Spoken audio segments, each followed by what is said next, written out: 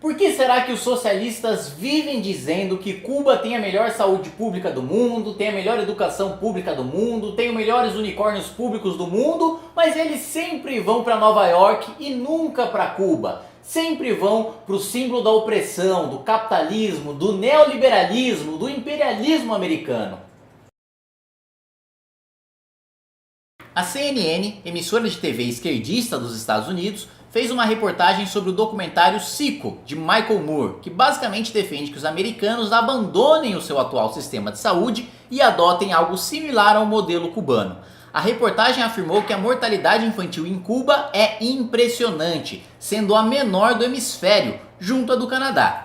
É verdade que, de acordo com os números da ONU, a atual taxa de mortalidade infantil de Cuba coloca o país na 44ª posição no ranking, ao lado do Canadá. O que o repórter esqueceu de dizer é que, de acordo com essas mesmas estatísticas, em 1958, ou seja, logo antes da Revolução Comunista, Cuba ocupava a 13ª posição. Ou seja, a Cuba capitalista tinha a 13ª menor taxa de mortalidade infantil do mundo, ganhando de países como a França, Bélgica, Japão, Itália, Espanha e Portugal. Hoje, todos esses países deixaram Cuba lá para trás, fazendo com que a ditadura comunista caísse mais de 30 posições. Ainda assim, Cuba só ocupa a 44ª posição por causa de uma verdadeira política nazista. A cada 10 fetos nascidos vivos, 7 são abortados. Isso porque o governo força as mulheres a abortarem crianças que demonstrem qualquer indício de doença para maquiar as verdadeiras estatísticas sobre a mortalidade infantil. Outro ponto é de que a taxa de mortalidade materna em Cuba é de 33 para cada 100 mil, quase 4 vezes maior que a dos Estados Unidos, de 8,4 a cada 100 mil. Como é que o sistema que tem relativa baixa taxa de mortalidade infantil pode ter saúde de alta qualidade e uma taxa tão alta de mortalidade materna? Para falar sobre a maravilhosa educação do mundo dos sonhos de Cuba, passo a palavra para uma cubana. Uno de los grandes lemas de la revolución fue siempre el tema de la educación. Ahora, ¿qué es exactamente hoy la educación en Cuba? Bueno, un sector con muchas limitaciones, con mucha precariedad material, dado que después del subsidio soviético, pues toda esa gran infraestructura quedó sin la posibilidad de sostenerse, ¿no? Por ejemplo, muchos profesores y maestros han emigrado del sector educativo al sector turístico o al sector por cuenta propia, incluso han emigrado realmente de la nación, ¿no? Y eso ha devaluado la calidad de los profesores frente a las aulas. Exceso de ideología, exceso de formación para la creatividad, exceso de una formación para aceptar y sin discutir los conocimientos. Esos son de los grandes defectos de la educación en Cuba. Pois é, os professores são tão maltratados e mal pagos em Cuba que preferem trabalhar como guias turísticos. Para você ter uma ideia, o salário médio do setor educacional em Cuba é de 527 pesos, o que equivale a R$ 68. R$ 68, pois é. Sabe aquele seu professor que defende uma educação padrão Cuba e vive fazendo greve? Fala para ele abrir mão do seu salário e viver com apenas R$ 68 por mês. Vamos ver quanto tempo ele aguenta vivendo a realidade que ele defende. E não é só a educação que paga mal em Cuba. Tudo paga mal. O salário médio em Cuba equivale a R$ 75 por mês, enquanto no Brasil o salário médio nominal está em R$ 2.231. Algum defensor do socialismo pode dizer que lá eles recebem menos porque tudo é mais barato.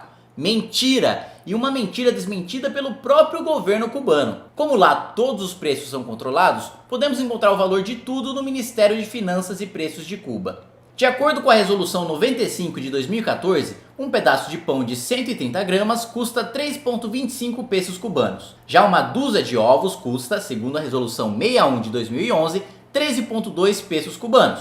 1 kg de leite em pó, segundo a Resolução 165 de 2014, custa 175 pesos. Uma lata de extrato de 440 gramas de tomate custa 8,1 pesos. 1 kg de peito de frango custa quase 120 pesos. E 1 litro de iogurte natural, 29,15 pesos. Ou seja, o salário médio da população cubana, atenção, estamos falando do salário médio de toda a população e não do salário mínimo. No Brasil, para lembrar, esse valor é de 2.231. Permite que ela adquira mensalmente 20 pedaços de pão, 3 dúzias de ovos, 1 kg de leite em pó, 10 latas de extrato de tomate, 1 kg de frango e 1 litro de iogurte natural, o que dá mais ou menos para você comer durante 10 dias. O problema é que o mês tem 30 dias e não tem comunista que via decreto mude isso. Uma televisão de 29 polegadas custa 9.275 pesos, segundo a resolução 214 de 2012. Ou seja, uma televisão equivale a 14 meses de trabalho.